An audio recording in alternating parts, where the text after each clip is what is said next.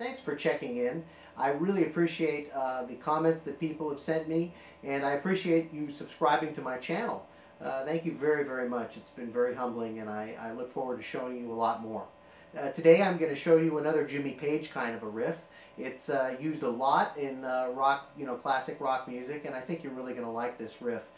It sounds a lot more complicated than it is to do. So let me show it to you, okay? What we can do this in any key. It doesn't really matter. It sounds good high up on the fingerboard. I'm going to be doing it today up in the G position, okay, which is up at the 15th fret. And all I'm doing is I'm taking my index finger and I'm barring over the E string, okay, and I'm barring over the B string. Okay, so the first and second strings. So here's what that is. That position. Now the first thing, then the next thing I'm going to do, I'm going to take my third finger, okay, I'm going to put that 3 frets up, okay, from whatever position my index finger's in, okay, and I'm going to be hitting the B string, and so that's the first note, hitting the B string, and then I'm going to hit the E string, and as I hit the E string, I'm going to do a pull off. Remember, I'm already barring over with my index finger the next note, so it's.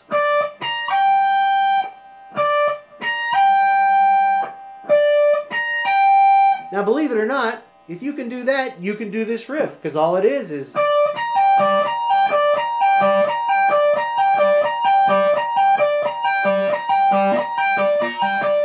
you speed it up,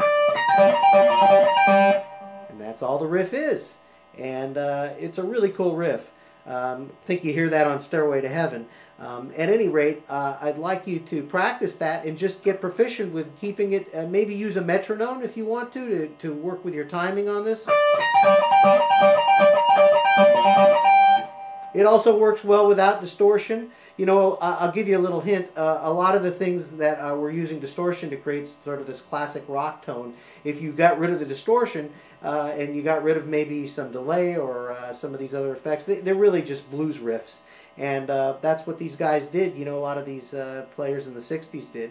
And 70s is they basically stole a bunch of blues riffs and highly electrified them. So here it is again.